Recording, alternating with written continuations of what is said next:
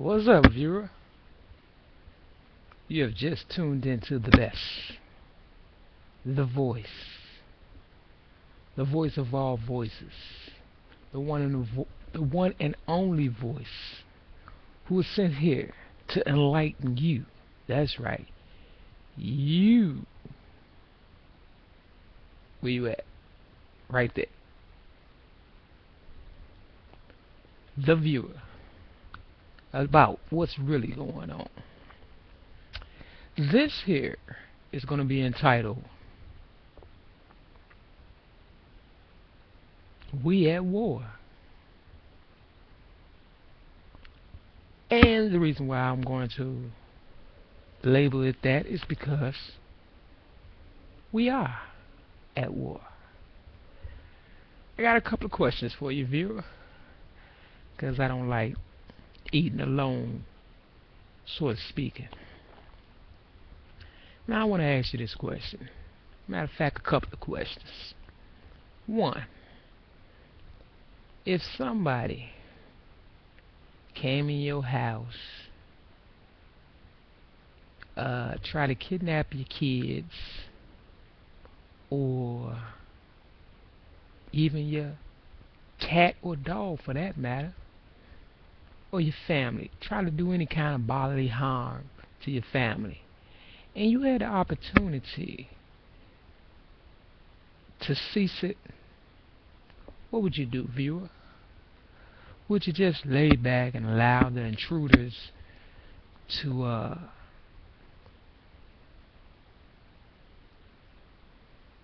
victimize your family? Or would you become the soldier you know you can be, and control the situation by any means necessary?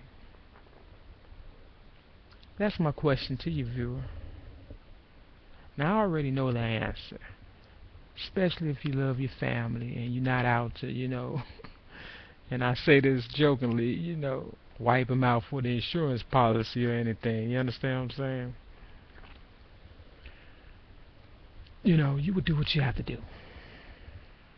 And that's how I am. I'm the type of person, I do what I have to do, because people would try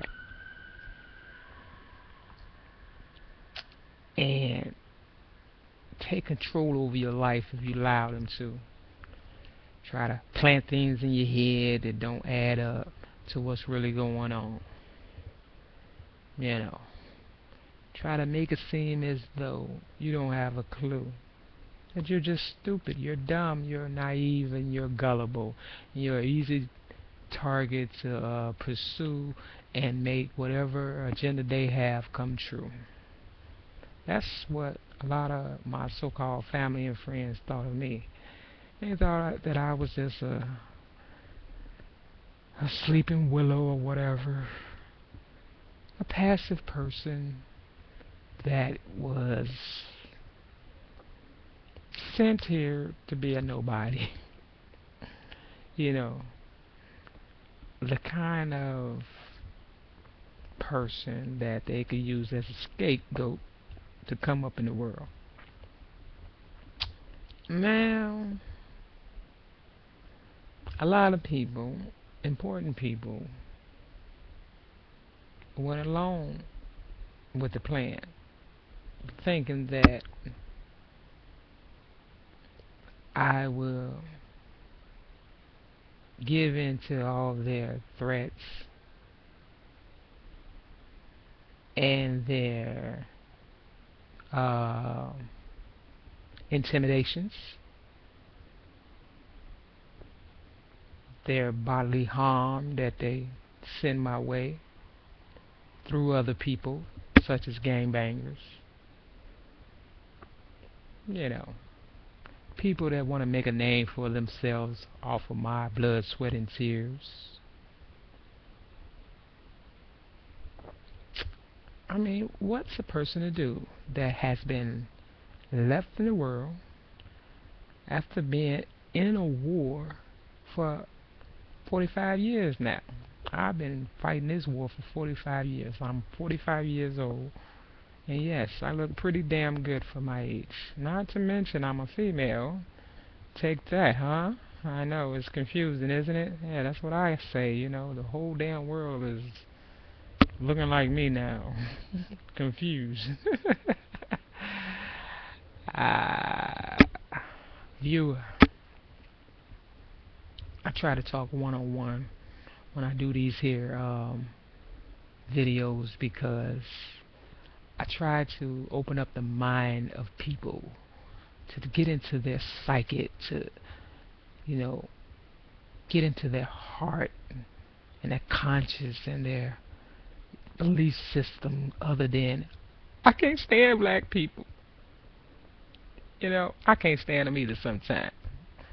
But hey, we all got skeletons in our closets. You understand what I'm saying? Look, I hate to harp on a situation that's, you know, something I did not create. It's like all those casualties of war type people, you know, they didn't ask to die or be a part of whatever was going on, especially the kids. But as a result, they paid a high price. So that's how I look at myself. I'm paying a high price for something that I didn't do. And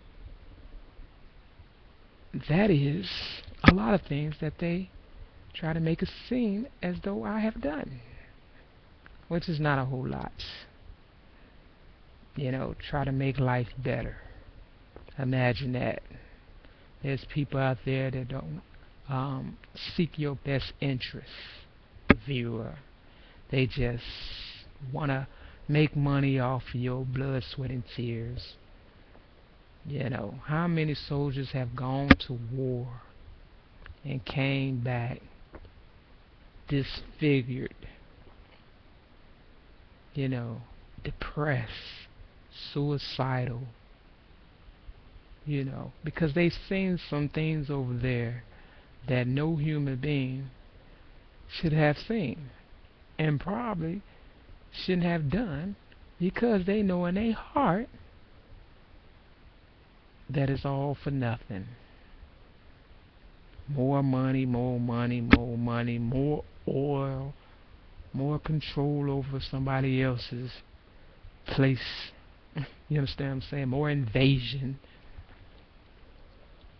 It's crazy. How many veterans are out there peddling? How many of them are walking up and down the street with their mind shot? You know, fighting for me, for you. Just to come back home and know that the same people that they were fighting for don't give a fuck that they're homeless now. You know, that must take a toll on a person's brain after everything that they had to go through just for our civil liberties. I feel those broken soldiers. I feel them. I understand where they're coming from, because I didn't have to go to war outside of America to know that the very same people that I, Maere-Mak Davis, was fighting for don't give a shit that I've been to prison, that I was homeless, that I've been attacked, that I've been almost murdered. You understand what I'm saying? For trying to fight for people such as yourself with my good name that has now been turned into mud. Okay, that's cool, no problem. I understand. I'm just another casualty of war. I'm hoping though one day that the veterans or the soldiers just put their guns down and say, hey, you fight your own damn war and see how far you get. See, that's power. Think about that for a second.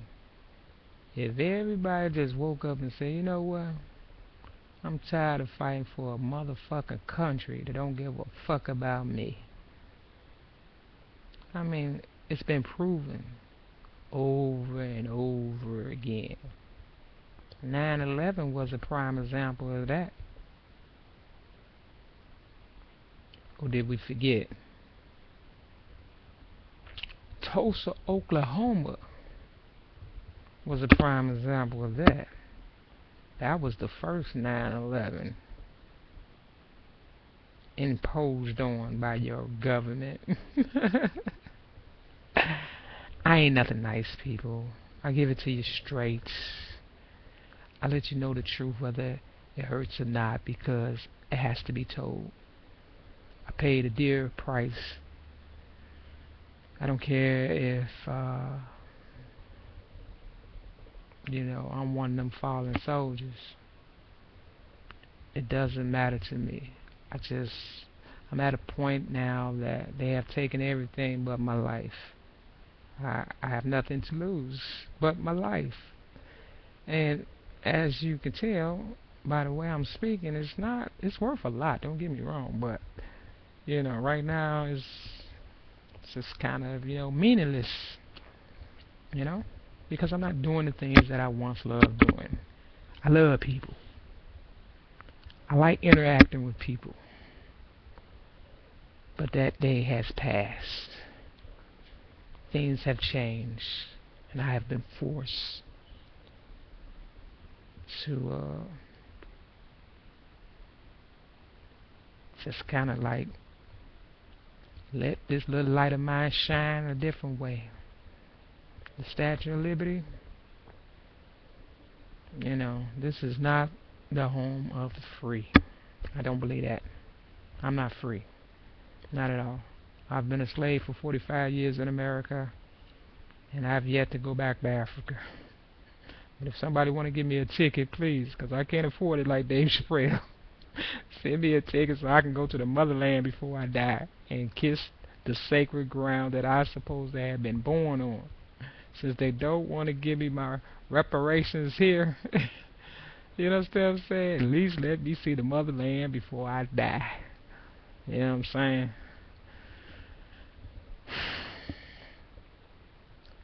I'm such a good person that it kills me. I be wanting to go hard on these videos, I swear I do, but the inner spirit, the compassion and love that I have for people in general just won't let me, and that's real talk right there. You understand what I'm saying? That ain't no joke. So if you just felt what I just said, know this. Don't take my kindness for weakness for long. Because just like a soldier at war, you don't want to battle me no more. I know. I know you really don't. You don't want to battle me no more. Because this time, it's for keeps. It's for me. It ain't for you. So don't keep coming at me thinking that I'm turn the other cheek.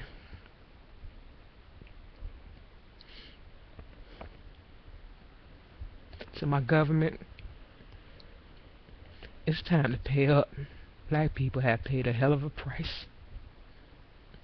And every time we try to do the right thing,